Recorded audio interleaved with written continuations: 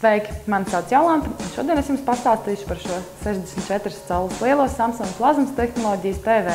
Kā jau redzams, šis Samsung ražojums ir vizuāli ļoti pievilcīgs un iedarēsies te jebkurā interjerā. Šajā televizorā izmantotā plazma tehnoloģija ļauj TV parādīt daudz dzīvāku un kontrastaināku attēlu, nekā esam raduši redzēt LCD tehnoloģijas televizoros.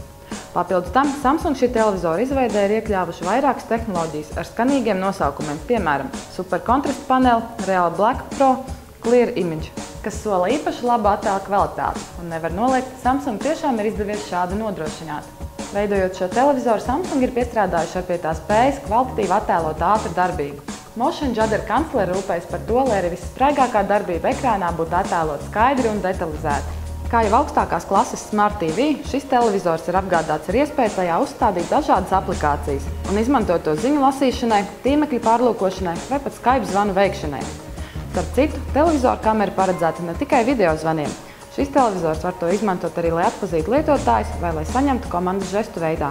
Ar žestu palīdzību ir iespējams veikt jebkādu ievadu televizoram, tomēr visnoderīgākā tā būs izmantojot dažādas aplikācijas, piemēram, interneta pārlūku. Tomēr, ja žesti nešķiet pietiekami ērts risinājums, var izmantot vienu vai abas komplektā iekļautās tālvadības pultis. Lai arī abas pultis spēja vadīt vairumu televizora funkciju, tomēr jau pēc skata viegli saprast, kura no tām ir paredzēta TV pamatfunkcija un kura Smart TV funkcija lietošanai. Mūsuprāt, divas pultis ir diezgan ērts risinājums. Ja vēlaties vakarā skatīties panorāmu, izmanto TV pamatfunkcijai paredzēto tālvadības pulti. Vēlaties skatīties YouTube video vai lasīt butelē jaunākās ziņas, izmanto Smart TV tehnoloģijai paredzēto pulti.